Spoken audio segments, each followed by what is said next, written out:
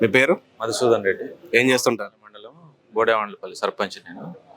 ఆ, జగనన్న ప్రభుత్వంలో అన్ని కులాలు మతాలు పార్టీలకు అతీతంగా ప్రతి ఒక్కరికి సంక్షేమ పథకాలు అందించారు.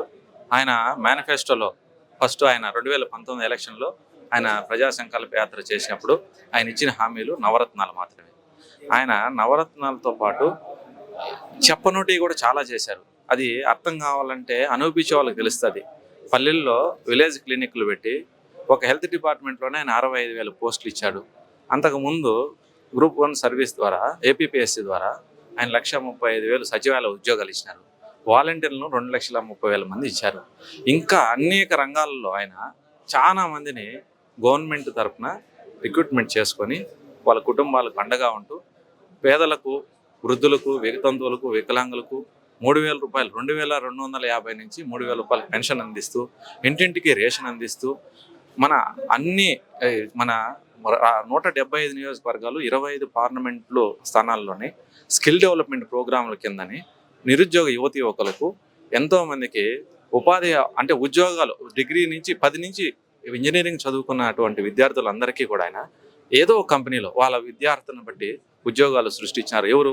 ఎమ్మెల్యేలు, ఎంపీలు ఆధ్వర్యంలో జగనన్న ఈ విధమైన ప్రోత్సాహం అందించారు.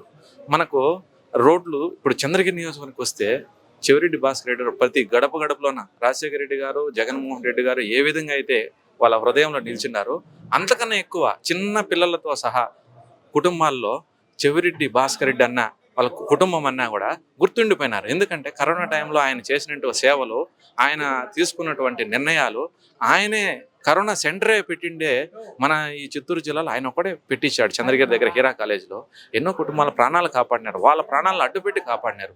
ఇంకా సంక్షేమము అభివృద్ధి అంటారా? ఆయన చెప్పిన దాంట్లో ప్రాజెక్టు కట్టేస్తాను, 1,10,000 కోట్ల రూపాయల ప్రాజెక్ట్ ఇస్తాను, దాంట్లో 7,000 కోట్లు చేసి 3,000 కోట్లు తినేస్తాము, అవి కాదు ఆయన చెప్పింది. విడిపోయిన తర్వాత ఏదైతే చేయలేకపోయినటువంటి చంద్రబాబు ఇచ్చిన దొంగ హామీలను ఆయన చెప్పలేక ఏదైతే విద్య, వైద్య, ఆరోగ్యం కింద కృషి చేశాడో దాని గురించి ఆయన పాటుపడుతూ ఇంకా చాలామందికి ధైర్యం ఇస్తూ ఒక్క రూపాయి లంచం అనేది ఈ రాష్ట్రంలో లేకుండా ఒక్క వాలంటీర్ని 5,000 రూపాయలు దేశ ప్రపంచంలో వాలంటీర్ వ్యవస్థ రాదు.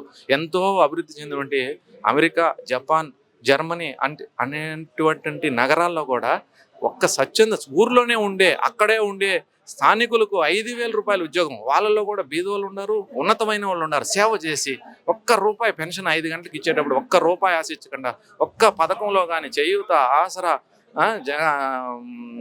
ఎన్నో చాలా పథకాలు పెన్షన్లు కానీ ఎక్కడ కానీ అవినీతి తావు లేకుండా 2,75,000 కోట్ల రూపాయలను గడప గడపకు అందించినాడంటే ఇంకా జగనన్న ఇంతకన్నా ఏం చేస్తాడు? ఈ రాష్ట్రానికి ఇంతకన్నా ఇప్పుడు ఉద్యోగాలు కంపెనీలు తీసుకొస్తారు అంటారు. ఒక సాఫ్ట్వేర్ కంపెనీ వస్తే తిరుపతికే వచ్చింది అనుకోండి, తిరుపతి వాళ్ళే ఉండరు, ఇక్కడ చిత్తూరు జిల్లా వాళ్ళు ఉండరు. తమిళనాడు నుంచి వస్తారు, కర్ణాటక నుంచి వస్తారు, హైదరాబాద్ నుంచి వస్తాడు, మధ్యప్రదేశ్ నుంచి కూడా వస్తాడు. మేమేందో సాఫ్ట్వేర్ డెవలప్ చేసినాము, కంపెనీలు తీసుకొని వచ్చినాము.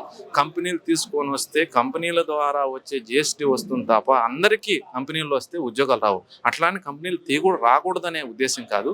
ఆయన మనకి ఇక్కడుండే స్థానికంగా మన రాష్ట్రంలో భౌతికంగా అందుబాటులో ఉండే మైన్స్ కానీ, మినరల్స్ కానీ, సముద్రం రవాణా కానీ దాని మీద ఆయన దృష్టి పెట్టినాడు. దీనివల్ల లక్షల ఉద్యోగాలు అభివృద్ధి చెందుతాయి.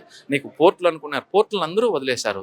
పోర్టుల ద్వారా మామూలుగా రోడ్డు రవాణాదారులా రావాలంటే ఒక లారీలో ఒక సరుకు హైదరాబాద్ నుంచి తిరుపతికి రావాలంటే ఒక 100 రూపాయల వస్తువుకు 50 రూపాయలు ట్యాక్స్ అంటే డీజిల్ రవాణా ఖర్చులు అయితే, పోర్టుల ద్వారా వస్తే 5 రూపాయలతోనే అవుతుంది.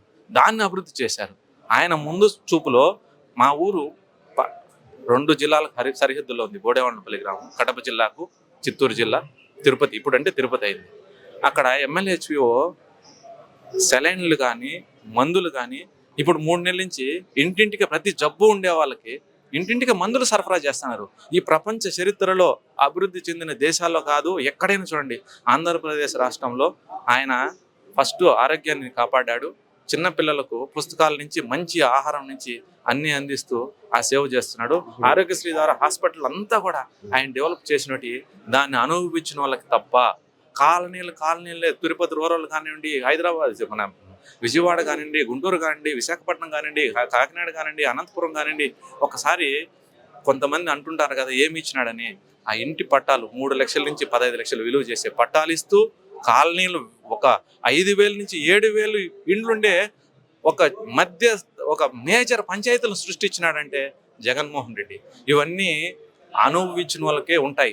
ఊరికే ఏదో పేపర్లోనో టీవీలోనో చూసుకొని ఒక కులం పక్కన, ఒక పార్టీ పక్కన, ఒక అభిమానం పక్కన ఒక్క సైడే కాకుండా తెలుగుదేశం వాళ్ళకు తెలుసు, బీజేపీ వాళ్ళకి తెలుసు, జనసేన వాళ్ళకి తెలుసు, కమ్యూనిస్టులకు తెలుసు. వాళ్ళంతా సిటీల్లో ఉండి పేపర్లో మాట్లాడేవాళ్ళు. కానీ వాళ్ళ అమ్మనో, వాళ్ళ నాయనో, వాళ్ళ చిన్నమ్మనో, వాళ్ళ పెద్దమ్మనో, వాళ్ళ అవ్వలను, తాతలను ఊర్లోకి పోయి ఒక్కసారి 3,000 రూపాయలు పెన్షన్ ఇచ్చినప్పుడు వాళ్ళ కళ్ళల్లో ఆనందం చూడమని చెప్పి వాళ్ళని ఏదైనా విమర్శించమని. ఈ జగన్మోహన్ రెడ్డి పాలనలో నాకు తెలిసి నా వయసు 49 సంవత్సరాలు, నేను ఏ పార్టీని విమర్శించడం లేదు. జగనన్న చేసిన మంచి చెప్పిండేటే చేస్తున్నాడు. రాబోయే తరానికి నెక్స్ట్ వచ్చే గవర్నమెంట్లో ఉద్యోగ, వ్యాపార, ఉపాధి అవకాశాలు, మధ్యతరగతిని అందరినీ ఆయన ఆదుకుంటాడు. అది భరోసా నాకు యువకుడుగా నేను పుట్టిన ఇన్ని సంవత్సరాల్లో నేను అనుభవించినట్టు దగ్గరగా చూసినటువంటి ఆయన కరోనా సమయంలో కాపాడిన ధైర్యము, ఇప్పుడు అందిస్తున్న సంక్షేమానికి ఎవరైనా కృతజ్ఞత తెలుపుకోవాల్సిందే. ఇప్పుడు మీరు చెప్తున్నట్టు ఇంతగా లబ్ధి పొందారు అంటున్నారు కదా, ఈ లబ్ధిదారులన్నీ కూడా ఓటుగా మారుతుందని మీరు నమ్ముతున్నారు? అప్పుడు ఎంత ఇచ్చినా ఎయిరు జగనన్న అరుస్తూ ఉంటాడు. ఎవరు ఏమన్నారు ఈ సంక్షేమ పథకాలు ఎందుకు ఇవ్వాలా, ఏం ఊరికే వచ్చిందా, వాళ్ళు ఆయన డబ్బు ఇస్తున్నాడా అనే వాళ్ళు కూడా ఉన్నారు. కానీ ప్రతి కుటుంబానికి 1,00,000 నుంచి 3 లక్షలు ఇంటికి చేరిండే చరిత్ర ఈ భారతదేశంలో ఇంకా జగనన్న ద్వారా తప్ప ఏ నాయకుడు పుట్టినా, గాంధీ మహాత్ముడు అంత గొప్పోడు కాకపోయినా గాంధీ ఆశయాలను సాధించినటువంటి జగన్మోహన్ రెడ్డి అనే విషయాన్ని ప్రజలు ఖచ్చితంగా ఓటు రూపంలో, ముఖ్యంగా మహిళలు, వృద్ధులు, వితంతువులు, చదువుకున్నటువంటి తల్లిదండ్రుల పిల్లలు ఈ ఫలాలు పొందినటువంటి వాళ్ళు 170% మంది ఖచ్చితంగా ఓటు రూపంలో జగనన్నకే సమాధానం చెప్తారు.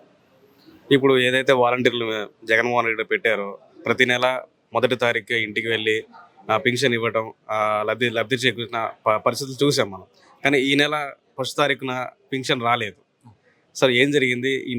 దీని గురించి లబ్ధిదారులు ఏమనుకుంటున్నారు? ఏమంటే ఒకటి, మామూలుగా ప్రతి సంవత్సరం ఏప్రిల్ మాసంలో మార్చి గణాంకం అన్నీ అయిపోయిన తర్వాత ప్రతి సంవత్సరం మనం 2-3 తేదీల్లో ఇస్తూ ఉంటాం పెన్షన్. అది మార్చినారనేది ఒక అభాండం వేస్తున్నారు ప్రతిపక్షం వాళ్ళంతా. అది తప్పు. ఎందుకంటే వాలంటీర్లు 3వ తేదీ ఇవ్వాలని సిద్ధమైనారు. కానీ వీళ్ళు మాజీ ఎన్నికల ప్రధాన అధికారిగా ఉన్న ఒక నిమ్మగడ్డ రమేష్ కుమార్ ఆయన ద్వారా ఈ వాలంటీర్లు ఉంటే మనం ఏదో ఇబ్బంది పడిపోతామనే ఒక దురుద్దేశంతో మీరు ఒక పని చేసిండాలా, వాలంటీర్లు ఏదన్నా ఇస్తూ వాళ్ళు ఏదైనా ప్రభుత్వానికి ఈ కోడ్ ఉన్న సమయంలో వ్యతిరేకంగా మాట్లాడినప్పుడు వాళ్ళని సస్పెండ్ చేయించండి, విధుల నుంచి తొలగించే అవకాశం ఉంటుంది. కానీ మీరు తీసుకున్న గోతులో మీరే పడ్డట్టు ఇప్పుడు మా ఊర్లో 28 మంది మంచం మీద ఉండేవాళ్ళు ఉన్నారు. 87 సంవత్సరాలు ఉండేవాళ్ళు 28 మంది వృద్ధులు ఉన్నారు. వాళ్ళని తీసుకుని రావాలంటే ఆటోలో రావాలా. ఇద్దరికి వాళ్ళకు డయాలసిస్ మీద ఉన్నారు. వాళ్ళు బండిలో వచ్చేదానికి కూడా కష్టం. వాళ్ళకు ఏదో అంబులెన్స్లో పోయి అంబులెన్స్లో వస్తారు. అంబులెన్స్లో తీసుకొని వచ్చి సచివాలయానికి వచ్చి పెన్షన్ తీసుకోగలుగుతారా? ఎందుకు మీరు ఇంత దుర్బుద్దేశంతో ఈ దుర్బుద్ధి పెట్టుకొని జగన్ ఏదో చేస్తాడు కాదు, మీరేం చేస్తారని చెప్తే ఎవరి నమ్మకం ఉంటే ప్రజలు వాళ్ళు తీర్పిస్తారు. మనం ఏదో దురుద్దేశం పెట్టుకొని ఇంటికి ఇచ్చి 5,000 రూపాయలకు ఈ భారతదేశంలో ఇప్పుడుండే పరిస్థితిలో ఎవరైనా స్వచ్ఛంద సేవకులుగా పనిచేసే వాళ్ళు ఉన్నారా? పోనీ లంచం తీసుకుంటున్నారా? వాళ్ళకి 1,000 రూపాయలు ఏమైనా ఎక్కువ తింటున్నారా? ఇట్లాంటి సేవకులను కూడా మీరు పూర్తిగా వాళ్ళ మనోభావాలను దెబ్బతీసే విధంగా ప్రవర్తించినారు. కాబట్టి భగవంతుడు, ప్రజలు ఈ కుట్రలు పన్ని ఎవరైతే దొంగ గోతులు తీశారో వాళ్ళు ఆ గోతులోనే సమాధి అయిపోతారు. జగనన్నకి ఎటువంటి ఆయన మంచి చేసినాడు కాబట్టి తిరిగి ఆయనకు మంచి వస్తుంది. ఈ వాలంటీర్ వ్యవస్థను ఇప్పుడు ఈ ఎండలు 46 డిగ్రీలు 50 డిగ్రీలు వస్తాయి. ఒకవేళ ఎవరైనా బేదులు వచ్చి వాంతులు వచ్చి సర్వర్ పనిచేయక ఈ ఎండలో వచ్చి పెన్షన్ తీసుకోవాలా అంటే ఎంత ఇబ్బందులు పాలవుతారో ప్రతిపక్షంలో కానీ ఈ విధానాలను పాటుపడినటువంటి పత్రికల వాళ్ళు కానీ దయచేసి మానవతా దృక్పథంతో ఆలోచించి ఓటుని అడుక్కుంటూ వస్తుంది, ఓటును మోసం చేస్తే రాజు, ఓటుని సేవ చేస్తూ వస్తుంది, ఓటును నమ్మకం కల్పిస్తూ వస్తుంది, ఓటుని ధైర్యం కల్పిస్తూ వస్తుంది తప్ప ఇలాంటి తప్పుడు ఆలోచనలతో ఎవరు చేసినా భగవంతుడు అనేవాడు క్షమిస్తాడు. కానీ ప్రజలు అనేవాళ్ళు దేవతలు లాంటి ముసలోళ్ళు వాళ్ళు మాత్రం వాళ్ళ ఉసురుతో వీళ్ళంతా ఇబ్బందులు ఖచ్చితంగా గురవుతారు. వీళ్ళకి భగవంతుడు కాదు, ఈ మానవులే మానవ సేవే మాధవ సేవ అన్నారు. మానవుల్ని సేవ చేయకన్నా పోయిన వాళ్ళు మట్టి కొట్టుకుపోతారని నా అభిప్రాయం. Thank you.